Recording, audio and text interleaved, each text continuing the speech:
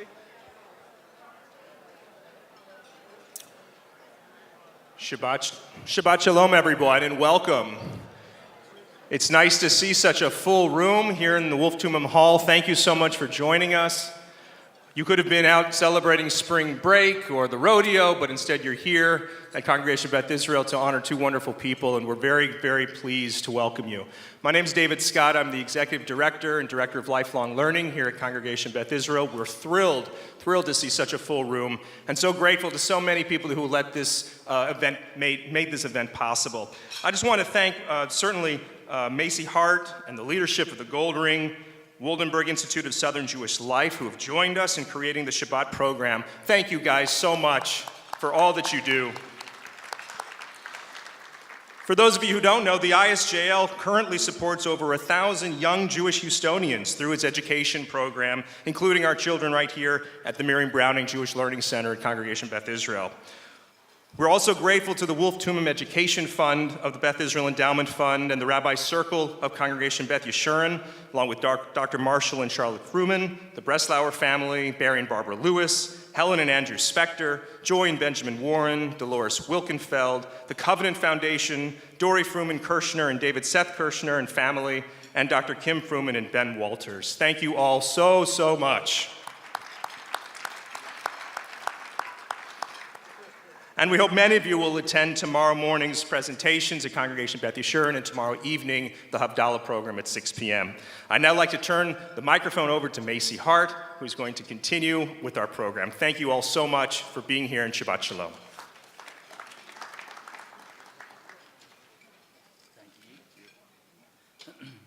Good morning.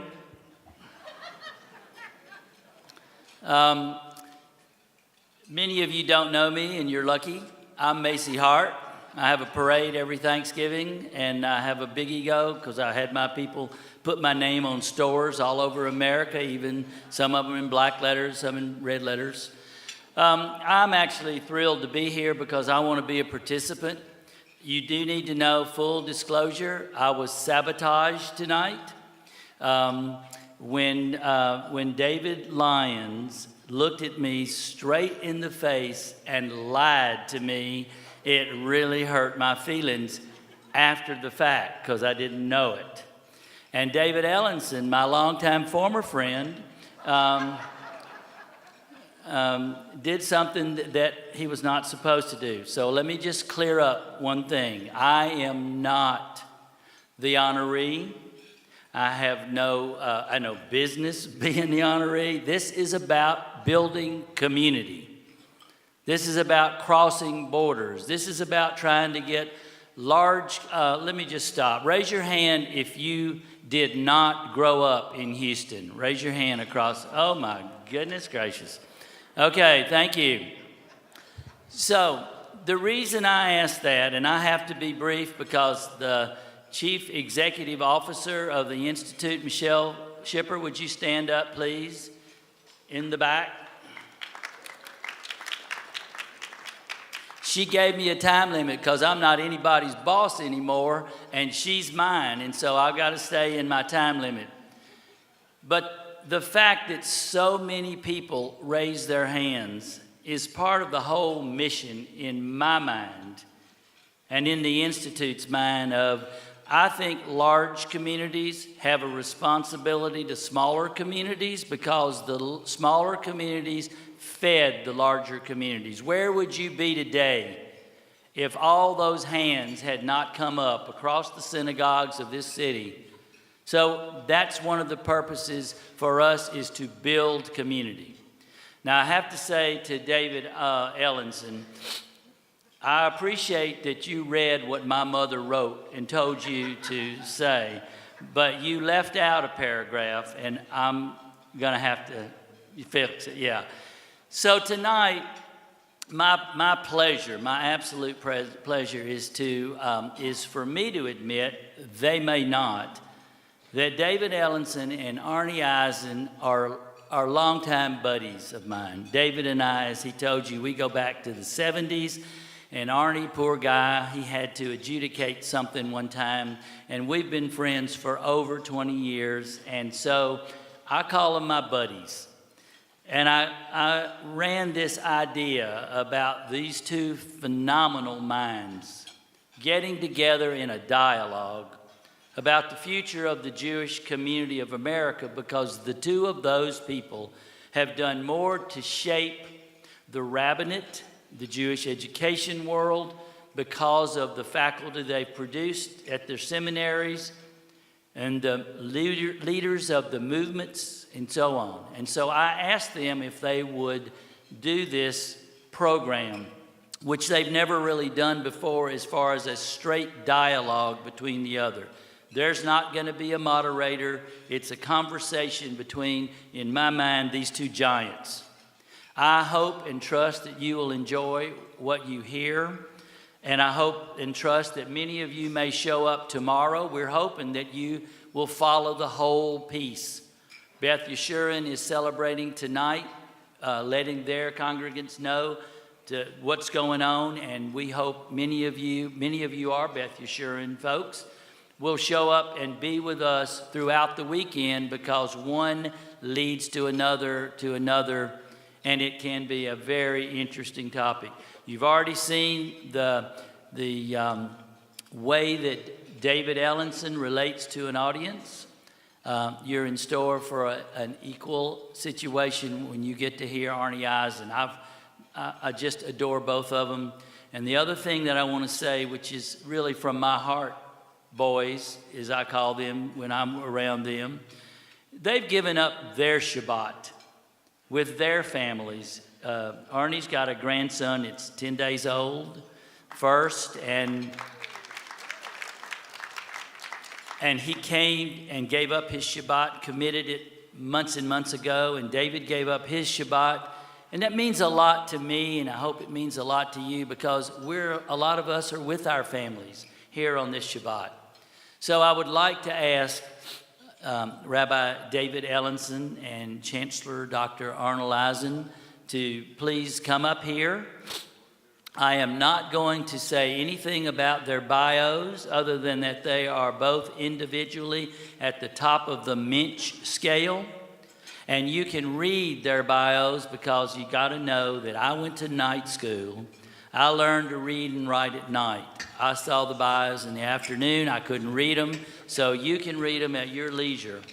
Just trust me that these two scholars are genuine human beings, but above all, unbelievable teachers. So I present to you Rabbi David Ellenson and Chancellor Arnie Eisen.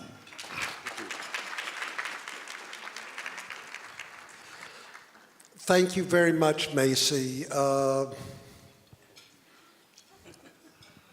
trying to think of how to start now, since I got my first 10 minutes in before. But what Arnie and I would like to do over the course of the next 3 events is to talk a bit about where our community has come from, where we are now. That's really what our intent is tonight, to try to talk about how our American Jewish community came to be shaped in the way that it is, the directions in which we find ourselves now. Tomorrow, I think we want to talk about what it is that we hope our community will become and directions for it, at least in the immediate future. Frankly, I always like talking about the future best, because whatever it is I say, I don't know how Arnie will feel about this, about what the future will be, it cannot be empirically disconfirmed at the moment I say it, because we don't actually know what the future will be. Of course, can't be empirically confirmed either, but that's just a minor problem. And then tomorrow night, I think what we want to do is talk a bit about our own personal journeys and how we came to be who we are today, and how that perhaps shapes what our hopes are for the community as well. So that what I'd like to do in talking about American Judaism is, I'm going to try to talk now for 10 to 15 minutes. You could probably tell I tend to think in usually 90-minute sound bites, but I'm going to try to keep it down to 10 to 15 minutes, Arnie will speak for a comparable amount of time. Then he and I will talk together and hopefully have time for conversation and then time for your questions and comments. So let me try to give an encapsulated view of American Jewish history in order to have a sense of where we are today. American Judaism is in one way, of course, part of an entire stream of Jewish history. But on the other hand, there are certain unique elements about the American Jewish community, the most important of which was pointed out by a sociologist named Marshall Sklar. The American Jewish community has no medieval past. In other words, in places like Germany, France, you had communities that were 1,000 years old when they entered into the modern world. But in America, there was no medieval Jewish community, and while people brought traditions with them from Europe, of course, primarily Europe, American Jews were essentially free to create a community in very, very unique ways, and the idea of the individual came to be supreme here in ways that simply wasn't true in other parts of the Jewish world or the Jewish past. And it allowed, quite frankly, for different forms of Jewish community to be created here, and frankly, more radical experiments to be performed in American Judaism than was ever true in Europe. So, as a Jewish intellectual historian, I can point out roots in the Jewish past of many American Jewish thinkers, but simultaneously, these American Jewish thinkers were not confined in any kind of way the way European Jewish thinkers were by thousands of year-old family traditions. So it allowed the American Jewish story to develop in unique and significant ways. While during the early colonial period, I'll give it an overarching thought, it was called the period of Sephardic domination because Sephardic Jews were the dominant element culturally in the Jewish community during the colonial and early Federalist period. From 1815 to 1881, approximately 225,000 Jews of Germanic descent came to the United States. Between 1881 and 1924, 2 million Eastern European Jews came. How many people here are descended from German Jews in the 19th century? Got a lot here. More than I would think. Yeah. How many from the Eastern European community? There you go.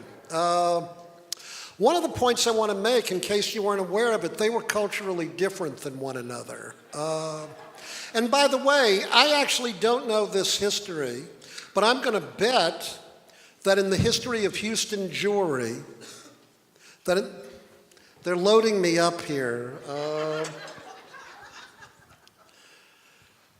that my bet would be that the people who created this congregation initially were of Germanic Jewish descent, and tomorrow at B'nai Yeshurun, my bet is that most of the people were of Eastern European Jewish descent. There are certainly ideological differences that separate Reform from conservative Judaism, but I do want you to note that the biggest difference in many ways between these two movements was that sociologically, I'm going to argue, at least for a moment, that conservative Judaism was the folk expression of Eastern European Jews in this country in what came to be known as classical Reform Judaism, anti-Zionist with a certain, I'm going to say, even negative attitude towards Jewish ritual, the idea of a universalistic religion that was ethical in its orientation. These were people of Germanic Jewish descent, and that represented a great cleavage throughout most of the 20th century. The reason why most Jews in America were conservative Jews is that you really had the children of Eastern European Jews and their grandchildren. And the sociological differences between German and Eastern European Jews were pronounced, and it really created strong ties denominationally in American Jewish life that separated the different movements from one another, and I would say Reform and conservative. I want to jump to the next 50 years, and if anyone later asks the question and thinks, oh, David left something out, I did. I mean, there's just no way to keep all of this in, but I want to talk about what I think are some of the major differences that we confront between where we were in the 1960s, 70s, and maybe even 80s, and where we are today in 2019. To bring us up here, have Arnie comment on that and add other points that he'd like to, and then have a discussion about it. So that one, I would observe that denominational affiliations are frankly not as strong as they formerly were. Here you also have to remember the way in which American Jews behave is a mirror of what goes on in the larger society.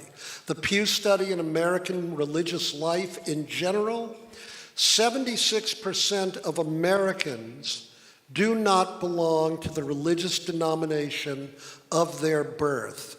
We are a nation of religious changers. And what is true of Americans in general is certainly true of Jews in the United States. Many Jews in America, indeed most, probably do not belong to the denomination in which they were raised. So let me just ask a question. How many of you here are members of Reformed congregation?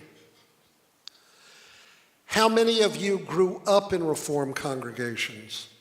Well, it looked like about half and half. So half of you came from elsewhere. How many from conservative congregations? And how many of you grew up in conservative?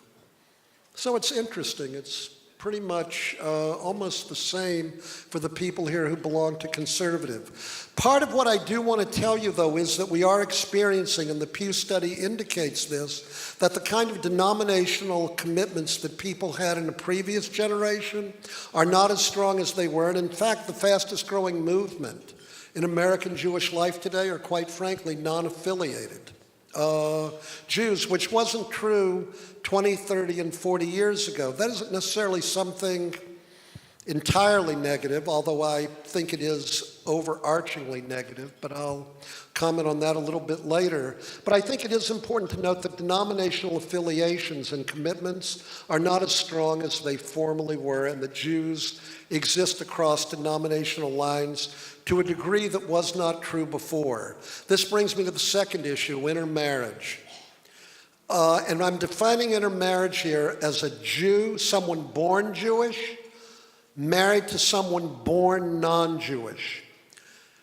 Keep in mind, people born non-Jewish often convert to Judaism. People born non-Jewish who marry Jews raise their children Jewishly, and some leave the community altogether. In other words, the statistic I'm about to give you just deals with the fact that means that today our community in an unprecedented way is ethnically heterogeneous, and I'll explain what I mean by that. Up to the 1960s, and I speak now as a sociologist, if you were to have married a non-Jew, a Jew, born Jew, marrying a non-Jew, was statistically minuscule. In 1970, almost 30% of American Jews in that study married people born non-Jewish. That's the first time in American Jewish history where you had a significant number of born Jewish people marrying born non-Jewish people. And keep in mind, if you have an intermarriage rate of approximately 1/3, it means that half your couples are intermarried. This Jew marries another Jew, they constitute one couple. This Jew marries a non-Jew. This Jew marries a non-Jew. Actually, 2/3 of your families then are intermarried. By 1990, you had about a 52% intermarriage rate. And by the 2013 survey among non-Orthodox Jews, the intermarriage rate is about 70%.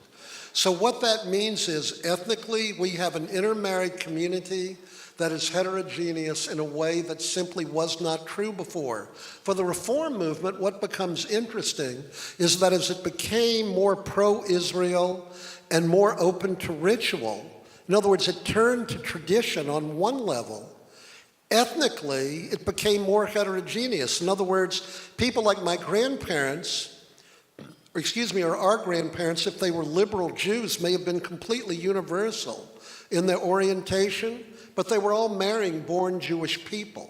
That has changed in the last couple of decades, and as we move ahead, we simply have to deal with that. We've also become a more inclusive community. LGBTQ people are accepted in ways that wouldn't have been possible before. I was talking to a friend the other day in the 1990s when I was still living in LA. A couple came to stay with us who were students at the Jewish Theological Seminary. They came, in quotes, out of the closet, so they had to transfer to Hebrew Union College because JTS at that point would not admit avowedly gay students, admittedly gay students who were out of the closet. I'll never forget my then 8-year-old daughter, Nomi, asked me about this couple, Tamar and Elizabeth, said, they're girlfriends, right? This is 1995, 96. And I went, yes, they're girlfriends. He said, well, are they friendly the way Ruthie, my oldest daughter, and Robert, her fiance, are friendly, or are they friendly like Simone and I are friendly, meaning her girlfriend? And I went, well, I think they're actually friendly like Ruthie and Robert are friendly. And then she said in 1996, well, are they going to get married?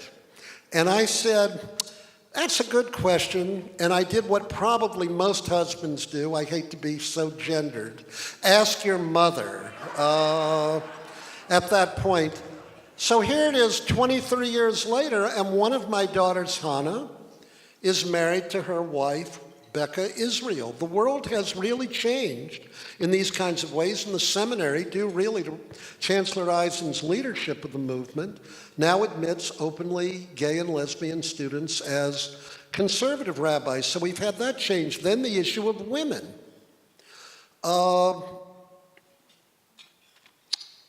Women are fully included in the public roles of Jewish life in ways that simply was not true 20, 30, 40, and 50 years ago, which does not mean there is still not a long way to go. I don't know if you're aware, there is still some element of misogyny that does exist. And I know you're going to be shocked, Cantor. There really isn't complete equality for women in our culture. But I don't know if any of you had heard that up till now, but I thought I'd bring that in. But you have these changes in regard to women. And finally, the last issue, and I'll stop here, is the issue of Israel itself.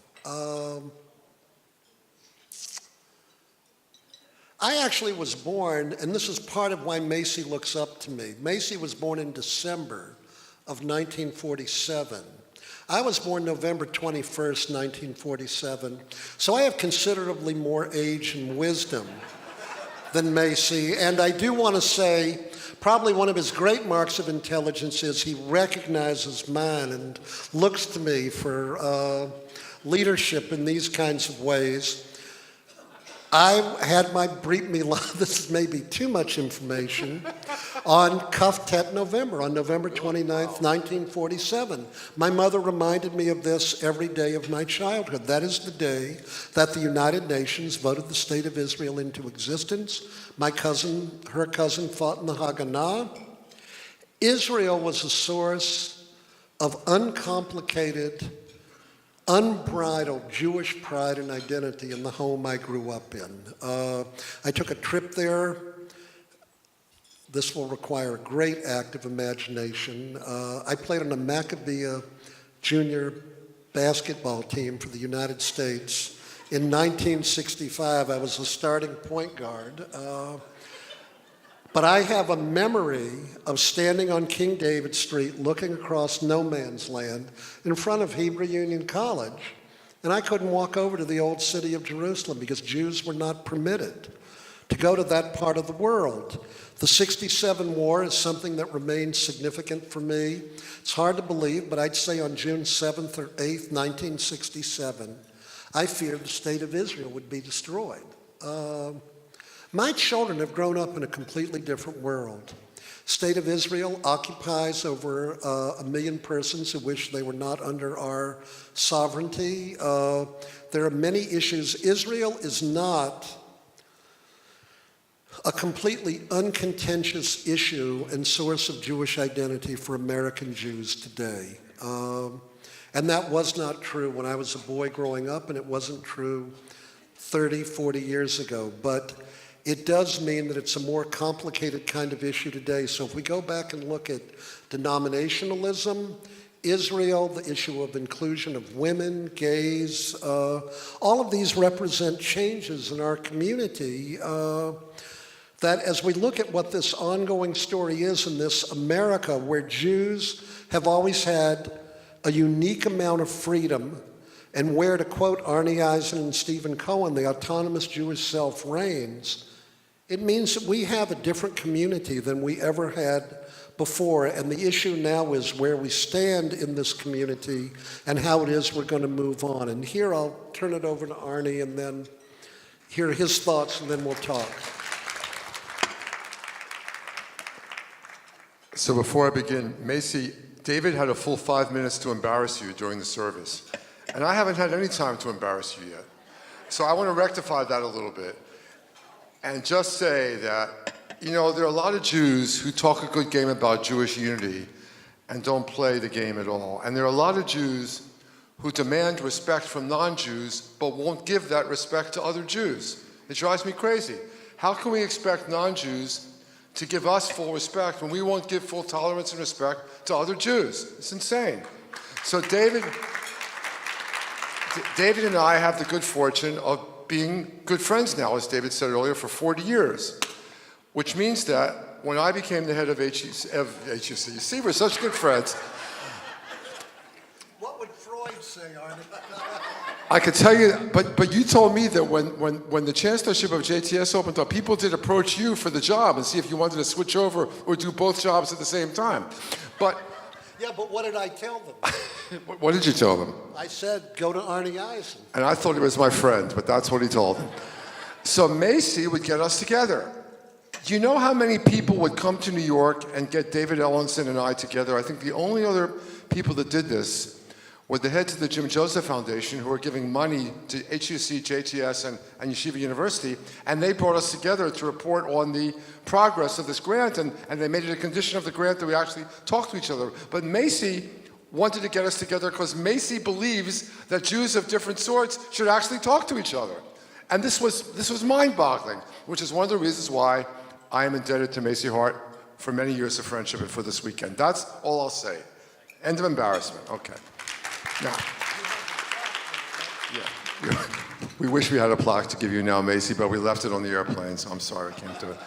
All right, I'm going to do a little, because David, so the deal that David and I had just now was that he was going to open up, and I'm going to follow, not knowing exactly what David was going to do. So I'm going to fill in a few pieces. I'm going to start this way. Big picture. Because I think the way to understand where we are right now is to look big picture. When I came to Israel to do my PhD in the summer of 1975, and that date is significant because Israel is still recovering from the 1973 war, I was treated to attend the lectures of a professor named Eliezer Schweid, who was a great expert on Jewish philosophy and had written a great book about Jewish philosophy in the modern period. And he made such an impression on me that now whenever I teach modern Judaism or conservative Judaism, I start in this way. Schweid said that every Jewish thinker in the modern period, and by Jewish thinker, he doesn't just mean a thinker who's a Jew, he means someone with a background in Jewish history and Jewish thought who is committed to the future of the Jewish people and is directing their thought to securing that future of the Jewish people and or of Judaism, right? So Schweid says every Jewish thinker for the last 250 years has faced two questions. Number one, where are Jews going to find places to stand securely in the modern world? Right? I won't go into it, but in the medieval period, you knew where you were. You were a second-class citizen under either a Christian ruler or a Muslim ruler, and that's who you were. And sometimes they tolerated you, and sometimes they persecuted you, and sometimes they kicked you out, and sometimes they killed you, but that's what you were. You were a second-class person in a Christian or Islamic world. And the question was, where in the modern world are we going to stand? And the second question we asked ourselves was, what kinds of Judaism can we develop that are suitable to these places? Now, here's Schweid in 1975, and Israel has almost, God forbid, I hate to even say it, Israel has almost, God forbid, been destroyed.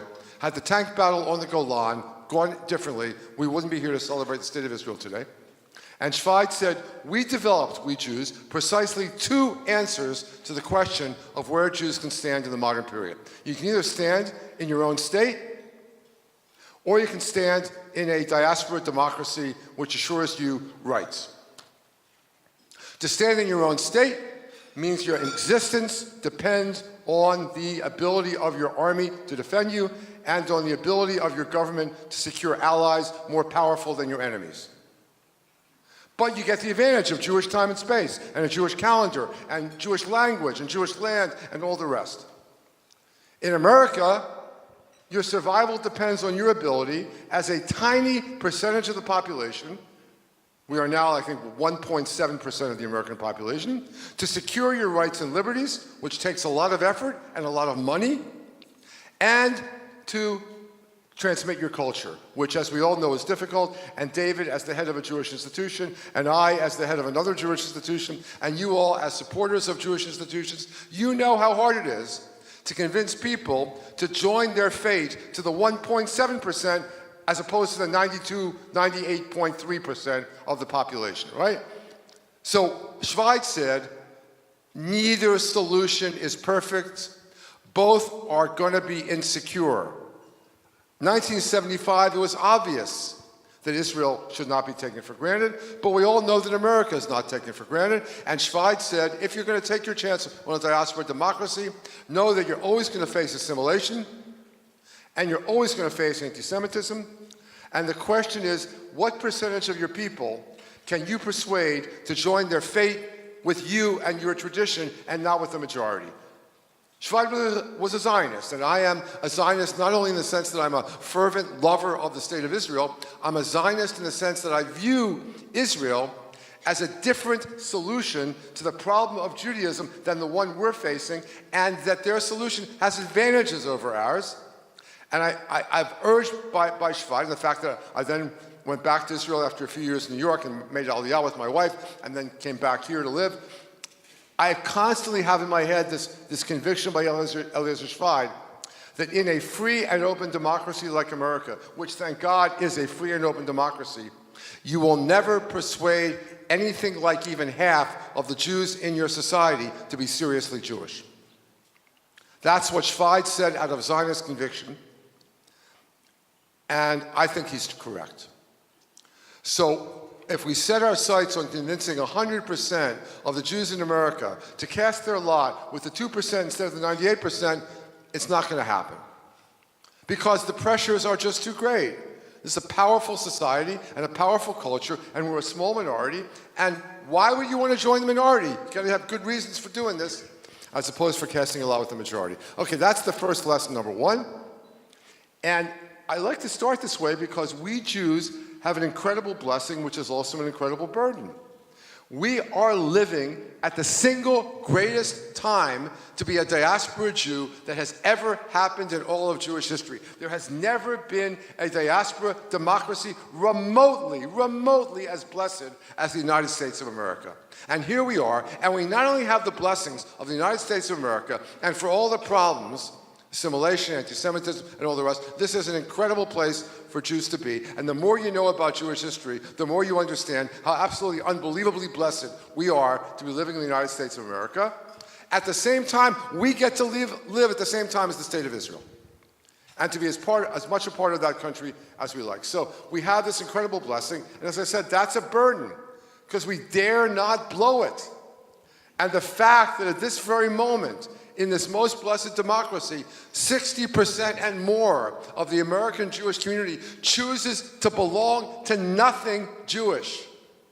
Less than 40% of American Jews belong to anything Jewish. This is so sad. It's so painful. It is such a waste. It hurts. Right? If we were Soviet Jews and denied the ability to practice our Judaism, we would run, jump, and thrill to do something Jewish. And here we have the total freedom, and of course most people don't take advantage of it. They choose not to. Okay, so that's opening point number one. The two possibilities of Jewish existence, neither of them simple, and that's the basic dilemma we face. Number two, so what are we going to do? So way back in 1783, the great German Jewish philosopher Moses Mendelssohn writes the first book of modern Jewish thought. Schweid considered Mendelssohn's Jerusalem the first book of modern Jewish thought. He's the first one to really tackle the modern Jewish situation and come up with a solution. And Mendelssohn basically argues that we got to be a religion alongside Christianity. His book is designed to persuade Jews that they should stick by their Judaism and to persuade Christians that they should accept us as fellow citizens of Germany of a different religion. He even says at one point, if you're living on the second story of a two-story house, Christians, you can't destroy the bottom story because then the second story is going to fall down too. Christianity is built on Judaism, so if you don't accept Judaism, you're hurting yourself. That's one of his arguments. He makes a strong case for pluralism. It's beautiful. But he assumes that we're going to have split identities. We're going to be Germans and we're going to be Jews.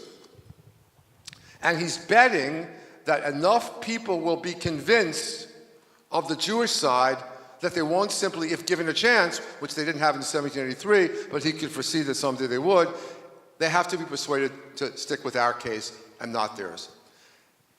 I think that he knew the risk he was running in being one of the only Jews who lived in the city of Berlin, because Jews were not allowed to live in the city of Berlin except by special permission. And he raised his children there, and he made them very smart, intellectual. And I think if he could have seen from the other world what was happening in this world after he died, he would not have been terribly surprised to find out that most of his children married Christians. Because, first of all, who were they going to talk to? Right? They found companionship with this larger society. There weren't a whole lot of smart intellectual Jews running around Berlin. There weren't a lot of Jews. From which I draw the lesson for today, by the way, that if you want your kids to carry on this tradition, don't send them to university in a place where there are no Jews. Do not do that, right? So, Mendelssohn decides we're going to be a religion. But why should you join Judaism? Because Mendelssohn himself said that you can be a good person and you can have God and you can get into the world to come if you're not a Jew. So if I can have God and goodness and the world to come as a Christian, and society is open to Christians and closed to Jews, why wouldn't I be a Christian? Fast forward now, 150 years. Mordechai Kaplan, the United States of America, a great book called Judaism as a Civilization that comes out in 1934. And Kaplan basically says this tack that Mendelssohn took was a mistake because it depends on Jews being a religion parallel to Christianity, and a lot of Jews don't want to be religious. And a lot of Jews, there's much more to Jewishness than religion. So yeah, we have religion, but religion should be one little piece of our Jewishness. And Kaplan, you may know this, envisioned the fact that we shouldn't have buildings like this. We shouldn't have synagogues. We should have JCCs. We should be doing everything together with all sorts of Jews. And when we came time to pray, there'd be a room for the Orthodox and a room for the conservatives and a room for the Reform, but you don't need separate buildings. We should all be together. And Kaplan regarded the fact that we built synagogues in the United States as a concession to a Protestant country which would only give us rights and privileges if we identified ourselves as a religion. And Kaplan said, this doesn't work. And I'm the head of the institution where Kaplan taught for most of his life. And I'm a synagogue Jew. I was raised as a synagogue Jew. I love going to synagogue. And I know that synagogue's not for everyone. But more importantly, let's go to this Pew report that David already cited. 2013 Pew report. So you know that they divide the world, the Jewish world, into Jews by religion and Jews not by religion. I don't know, I'll explain this to you. They call you up on the phone, they say, do you have a religion? And you say, yes. And they say, what is it? And you say, Judaism. You become a JBR, a Jew by religion. But if you answer that question, no, and then follow it up and say, well, do you belong to any particular community or tradition? And you say, yes, I'm Jewish. You become a JNR, a Jew not by religion. All right, I'm saying all this to get to the following point. 78% of the Jews are Jews by religion. 22% of the Jews are Jews not by religion. Jews by religion correlates with all sorts of good things. Jewish education, affiliation, support for Israel, education, etc., etc. So Jews by religion is where the Jewish action is, and Jews not by religion have a very good chance of assimilating. Here is the funny thing, though. You then go and ask the Jews by religion, is religion the main element in your Jewish identity? And 3/4 of the Jews by religion say, no, religion is not the main part of my identity. All right, we're now going to do it. Here you are in synagogue on Shabbat. How many of you would say that religion is the main part of your Jewish identity? That's about, what, 25% maybe? Less, more? What do you think? Less, right? 20%. History, ethnicity, family, culture, tradition, right? So we're a complicated thing. So when we want to define ourselves to America as a religion, Protestant, Catholic, Jew, and now Muslim, we're religion. But when we want to define ourselves as an ethnicity, Italian Americans, African Americans, Latinos, etc., then we're an ethnicity. Religions don't have states. That was Yasser Arafat's argument. There is no legitimacy to a Jewish state because Judaism is a religion. You don't deserve a state. The Palestinians are a people. We have a state. You are not a people. You don't deserve a state. And we beg to differ with you, Chairman Arafat. We are a people as well as a religion. That is our founding DNA. But go explain this now, fast forward, 2018, to Jewish young people. And I'm sure you've all had this conversation, maybe with your own kids. I find that I had better conversations with other people's kids than I do with my kids, and vice versa. But they don't like this whole ethnicity thing. It smacks to them of chauvinism and even racism, and they're really uncomfortable thinking of themselves as a separate people. So they say, and this is not just anecdotal, there's data that this is the way millennials think, that Judaism is a religion or nothing. And most of them prefer nothing. Because they say, I don't believe in God, and therefore I'm not religious, and therefore Judaism is not for me. And again, this is so sad to me. When people would come up to me, long before I was chancellor of JTS, I was a professor at Stanford, I would do scholar in residence weekends, people would come up to me and say, I don't believe in God. And I would say, what God don't you believe in? Let's talk about God a little bit. And you find out that most people have a very elementary conception of God. So here we are, I'm not going to stop, and David and I are going to talk to each other for a few minutes. Here we are with this opportunity to persuade people to join us, whether as a people with a culture, which is what Kaplan wanted to do, or as an incredible religious tradition which cares about justice, which cares about the human soul, which treats the ill and the dying with great dignity and beauty. That's what I call Heschel Judaism. The first is Kaplan Judaism, the second is Abraham Joshua Heschel Judaism. And the sad part is that we find ourselves persuading a small minority of American Jews outside the Orthodox world to take advantage of this. And the question, of course, we're going to defer until tomorrow, is how we're going to solve this problem, what the future is going to be like. But for now, we're going to talk a little bit more about where we are and where we came from.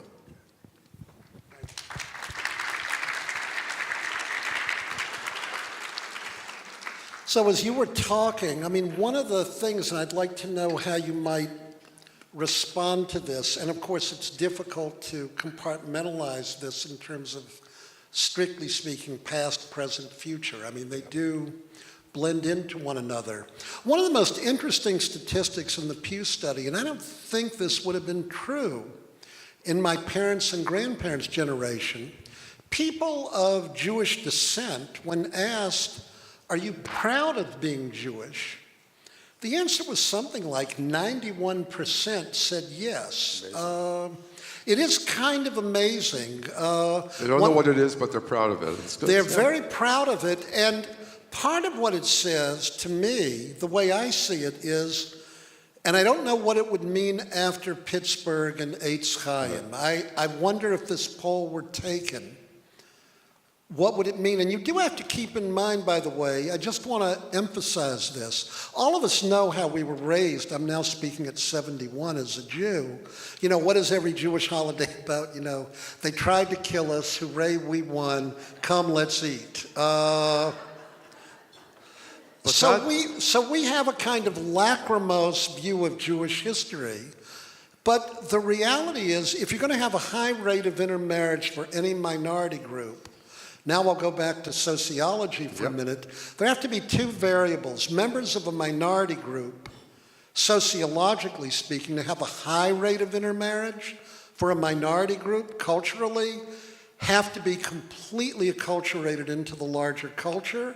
And two, members of the larger culture have to see them as desirable marriage partners. If you're a minority group that is not viewed with the status of the members of the majority culture, you will not have a sociologically significant amount of intermarriage. The fact that Jews intermarry at the rate they do, in recent studies that I've read, there's only one other minority group that exceeds Jews for intermarriage in America: Indian Hindus.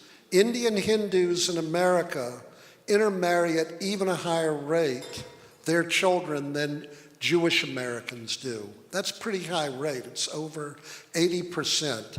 But having said that, it means that Jews are by and large accepted. That goes to the second problem, or the problem that Professor Schweid pointed out. But on the other hand, Jews have an incredible degree of pride in their Jewishness. What do you think that means then for the future of our people? For me, it means that there is a potential of people coming in highly eclectic ways, to be sure, to Jewish identity, for people who, by the way, for one or two generations may have even been removed. In other words, it's not going to look like the normative Judaism of our parents and grandparents, but I see us as trying to engage these people in a Judaism of meaning. And as head of Hebrew Union College, I often felt, I'm looking at some of my students here, that what we were really educating you for was, in the broadest sense, to be outreach workers. That is to say, how is it that you go out into the world and indicate that Judaism can provide significant meaning?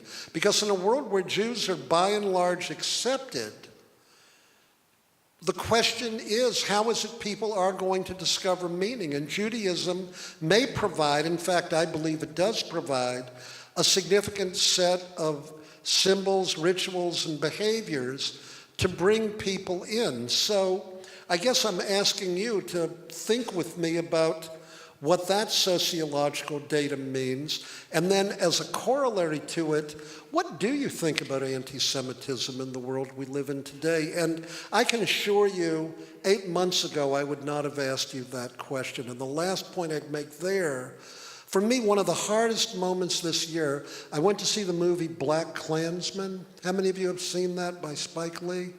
So again, I have to say, as an alumnus of the University of Virginia, who used to teach religious school at the Temple, where our congregants in 2017-18 had to run out of the building with fear for their lives, and to see the end of that Spike Lee movie with 1,000 neo-Nazis marching on the lawn at the University of Virginia screaming, "The Jews will not replace us."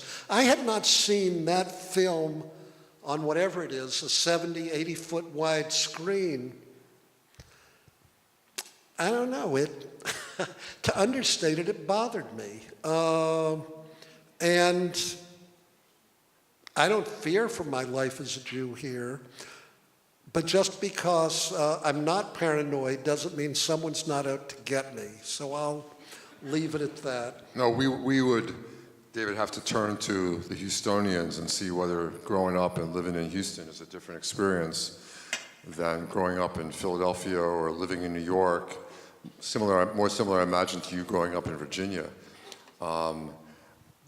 Look, we have a significant group of anti-Semites in the United States, and they may have been there all along and just come out of the woodwork, or they've been emboldened or something like that. But we should never forget that Jews also are the most respected and liked group in the United States of America, consisting in poll after poll. When you're asked to rate other groups, in terms of how much you like and respect them, Jews come out on top, which is one of the reasons why we're such desirable marriage for You know, there was a Gallup poll. Well, no, that's really true. In the 1980s, there was a Gallup poll asked of white Christians in America, how would you feel if your child married a Jew? There were 4 choices. I'd be ecstatic. It'd be fine with me. I'd be somewhat unhappy. I'd hate it.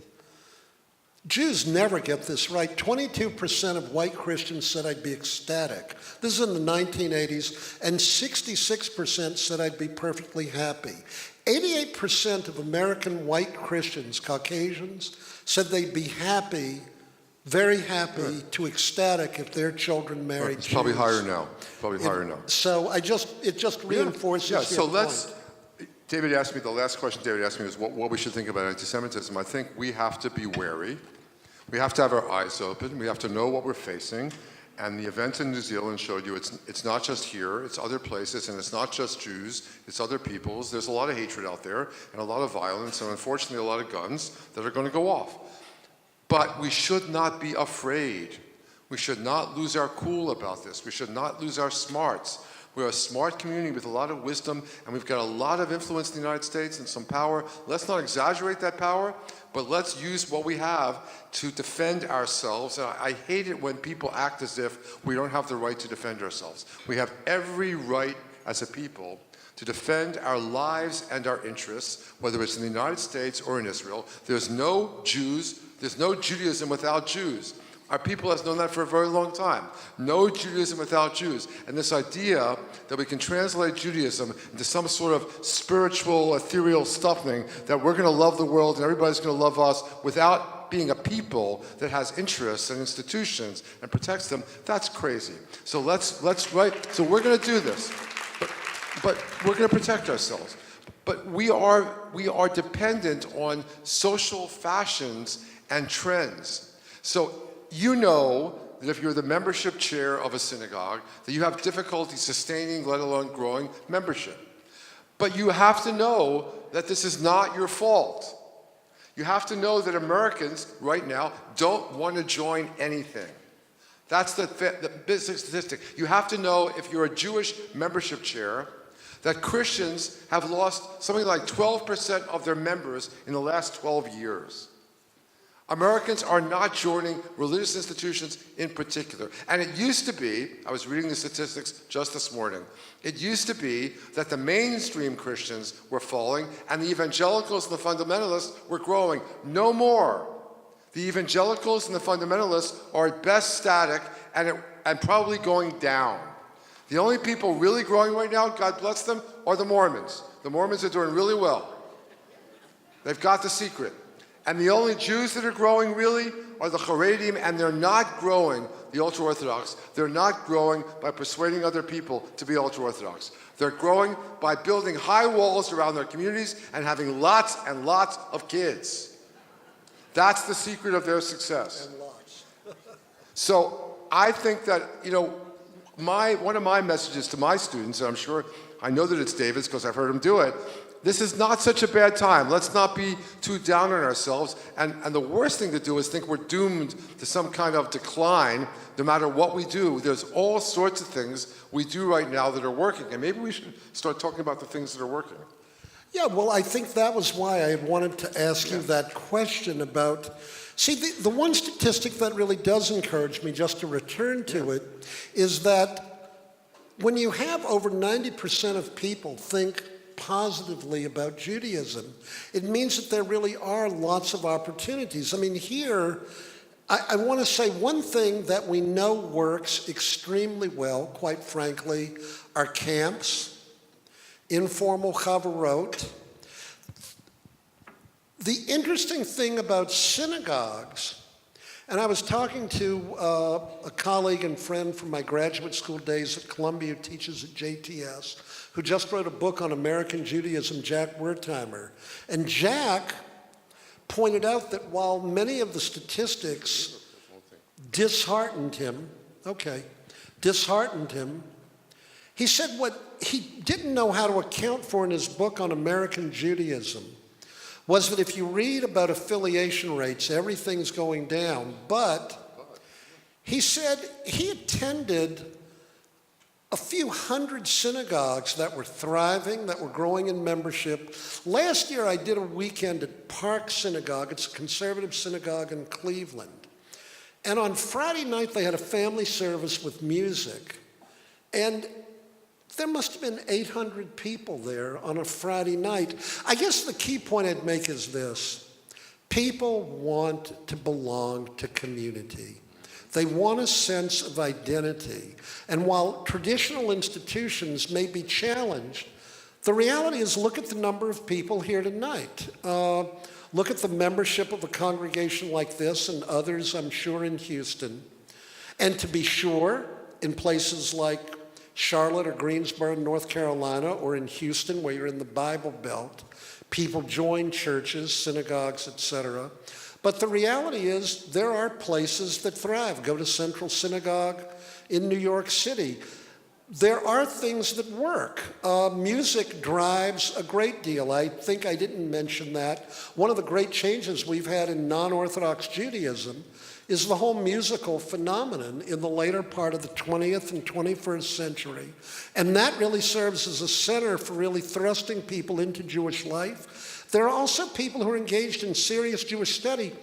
In 1960, there were no Jewish studies in American universities. Today, there's hardly a university in America without Jewish studies, and places like JTS and HUC and Hebrew College and the RRC thrive with these kinds of students. And for people like my father, who was the children of immigrants, frankly, I had to put it, my father was an Orthodox observant Jew. I'm not trying to say anything negative about him, who knew almost nothing about Judaism. All he knew was what someone who grew up in an immigrant family would know. But he didn't know any Jewish history, really. He didn't have a sophisticated knowledge of Hebrew. His grandchildren, mainly my children, know infinitely more than my father knew in those ways. And there are tens of thousands of Jews in America today who are the products of these kinds of schools. Sam Karf, I think, created a Jewish day school here at this synagogue. I mean, to think that the Reform movement would have children educated in these kinds of settings. So I guess the key point in light of what Arnie said is there are decisions we can make that help to determine the future. It is not inexorable. So if you're, I'm in 2 minutes, Mason. No, you had the last word. Oh, I get the last word. I like this. All right. The formula I use is your task, if you want to persuade people to hitch their lives to the Jewish community and to Judaism, is to supply them with something they can't get elsewhere, right? And what I think we supply at our best and have been supplying for 3,000 years, because this is what Jews are. We supply community with a capital C. We bring people together. This country is so lonely. There is so much isolation. There is so much depression and despair. Look at the statistics. And we supply community with a capital C. We can bring people together. And we have to do that because we are a people. Right? We are a people formed at Mount Sinai, not just a religion, we're a people. And a people is a network of communities. So we've got to do our best to provide community.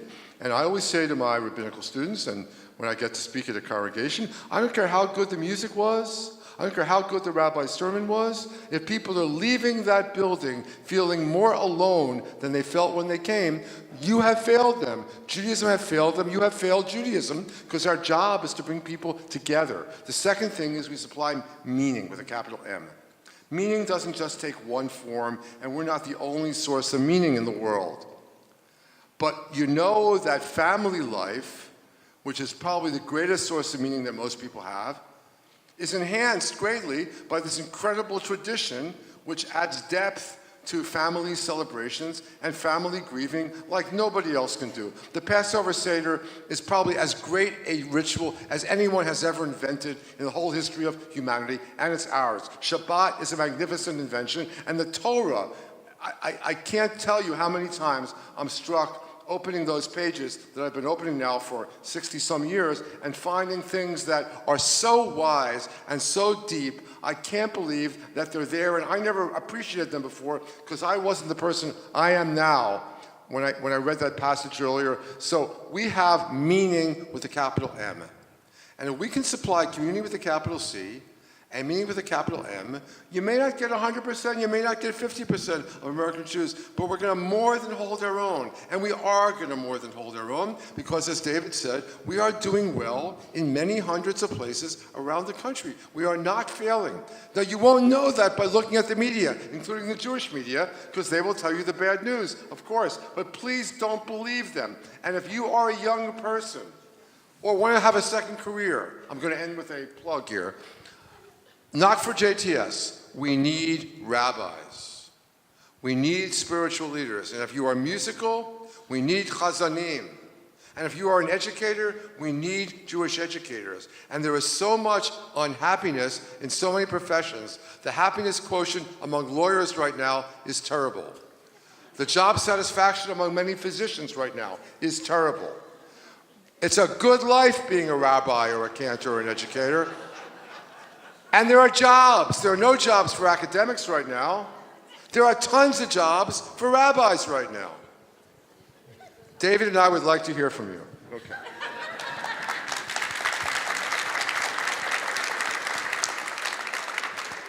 So, is it on? Yeah. So you can see why I love these guys. I'm telling you, it's just such a treat to listen to you guys, and I'm looking forward to more argument among you in the next couple of days. Yeah, so we are going to have a few question and answer, Q&A. One of you's got to relinquish a mic. And then y'all are going to share, and also I'll give you this one. So give him. David, I'll tell you what, I'll make a donation and we'll buy 2 more mics for the congregation. You've already raised more. All right, I am the moderator, meaning I'm going to take the questions. I will have the editorial control. We're not having any political questions. So, who would like, anyone like a question? Okay, right here. Hi. You need to stand up. I will stand. Say your name and what's your question. Hi, my name is Noah Glickman. I'm a Northeast Jew. I was raised in big Jewish areas like West Hartford and the suburbs of Philadelphia. I went to Schechter for all of elementary school and Akiba Barak, a pluralistic Jewish day school, for middle and high school. I went to Ramah every summer since I was 3, and I went to synagogue, a conservative synagogue, basically every Shabbat. Your question, Noah. Yes. So my point is that I was raised in all these different Jewish ways, but now I identify as a secular cultural Jew. Not only that, I don't identify with any sort of prayer, and I feel uncomfortable in non-Jewish settings.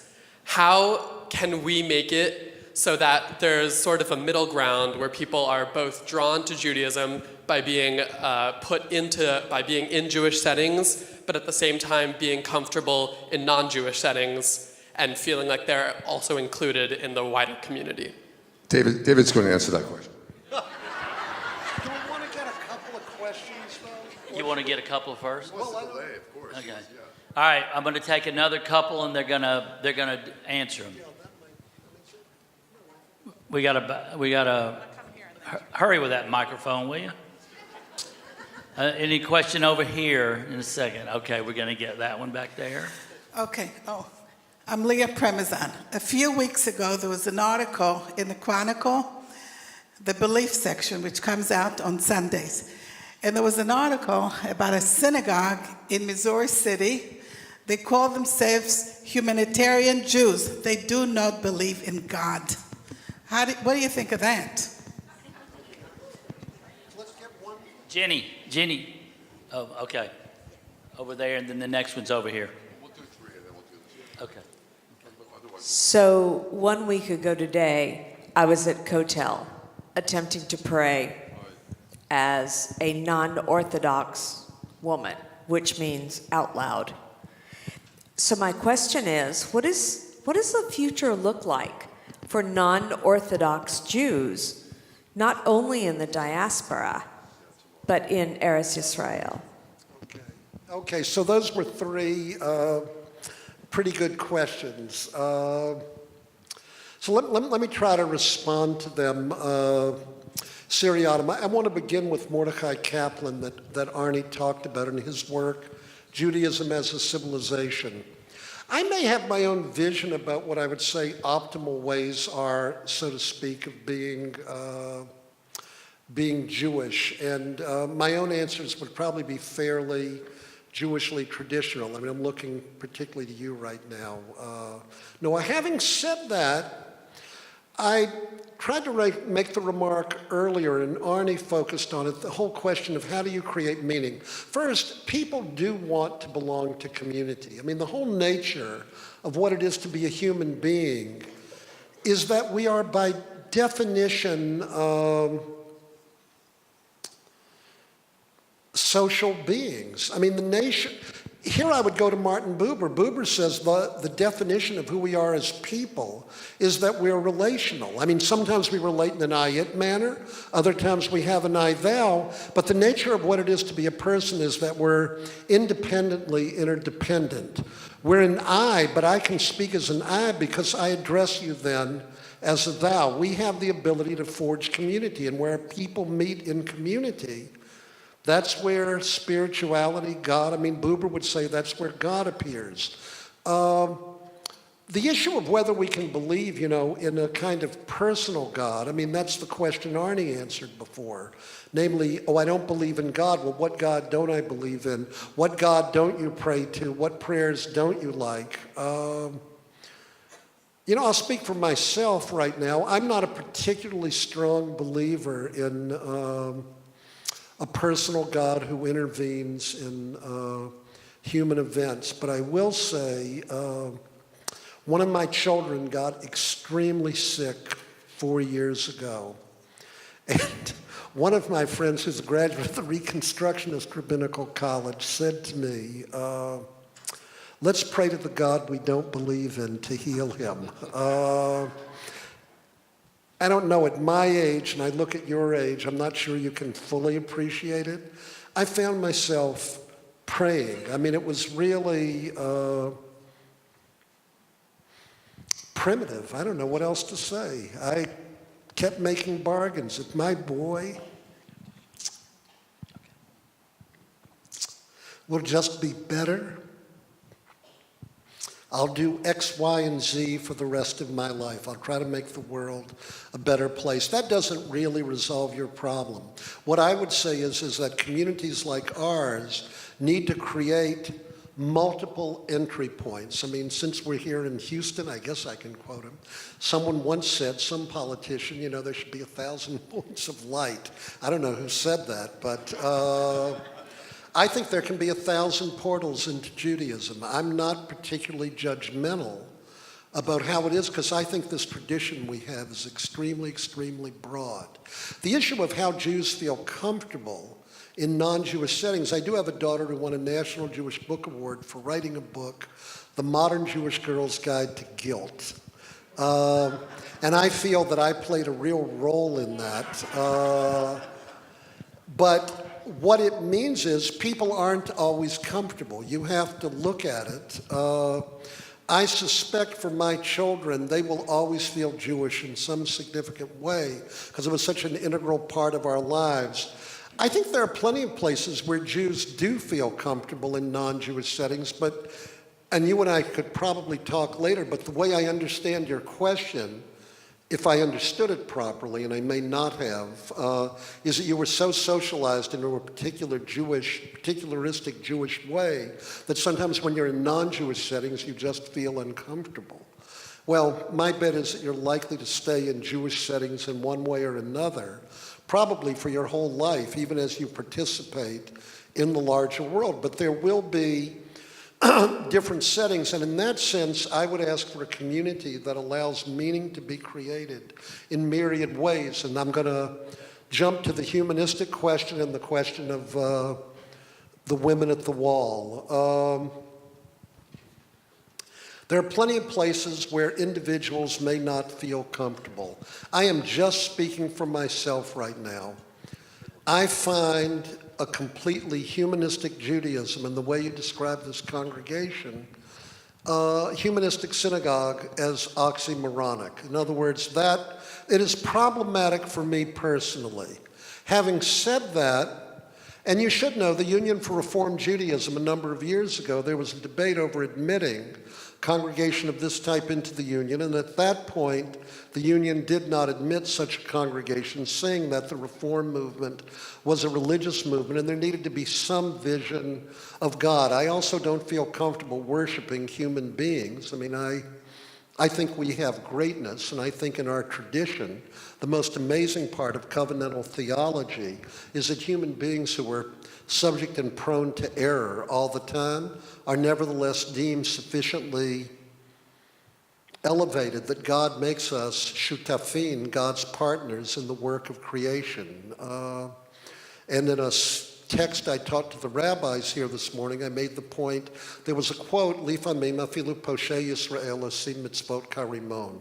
Sometimes even people who sin do great deeds. So if you're asking me about the humanistic congregation, it wouldn't be where I would go to daven, but if they find some kind of Jewish meaning, I am willing to stretch it to include them.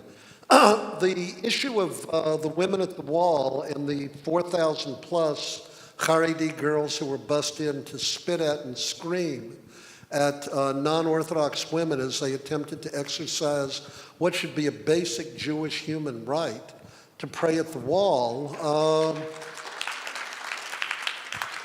What am I supposed to say? It's distressing. My own wife, Jackie, was for a time a vice chair of Women of the Wall. She's been very active in it. It's alienating for me. In other words, I don't know what else it is that I'm supposed to say. I mean, I don't know how to offer a nechemta, a comfort. I would say it's not the totality, obviously, of what Jewish life is. Many of my friends in Israel are fighting on these issues.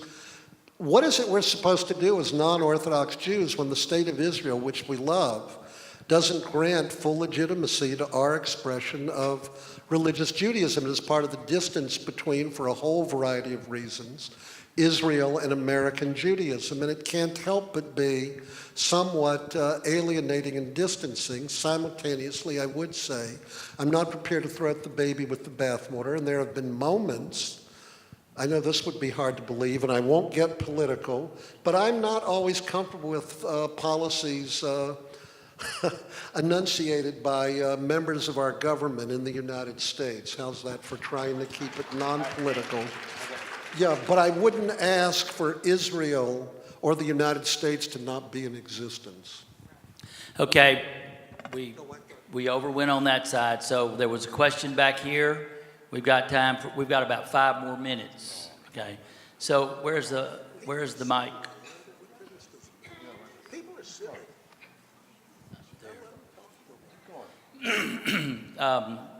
Hand me a mic, will you?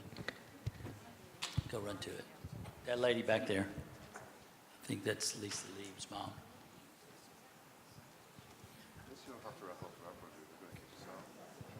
Can we give it 10 or 15 minutes? They're sitting, they look okay.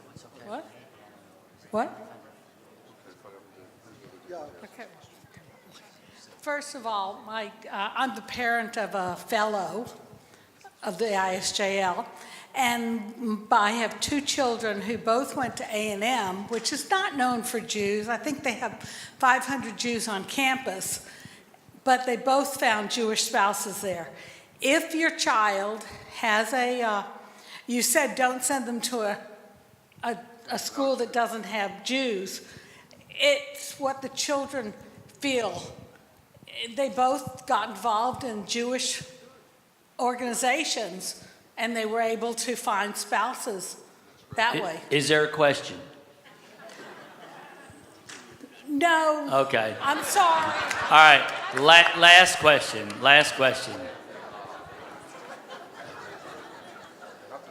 Any other?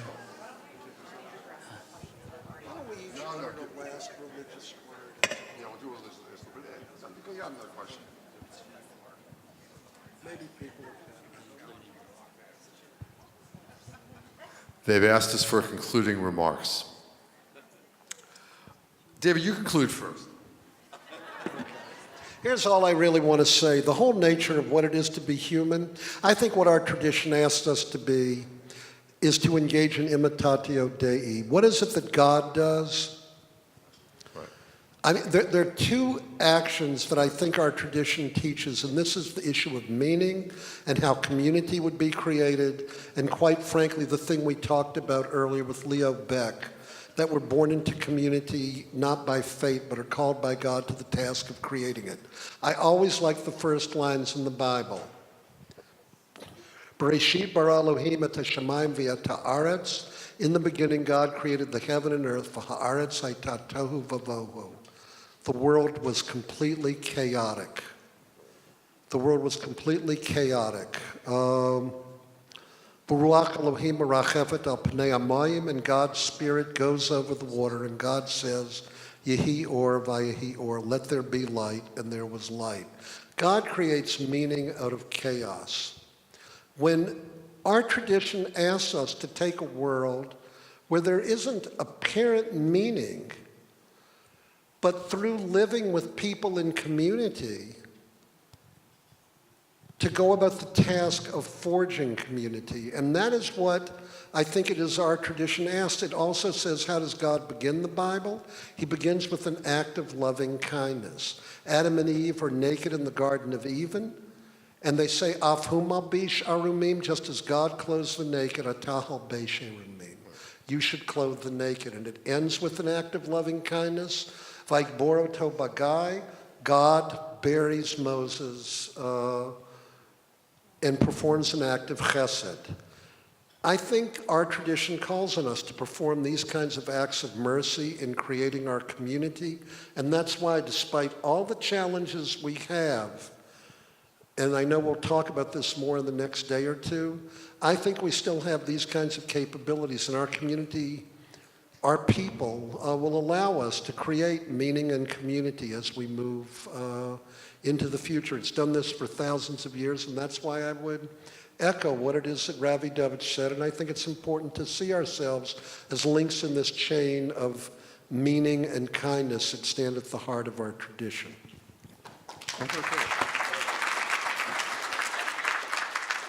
So once again, as I have all evening, I'm going to say the same thing David did, but I'm going to say it in different words.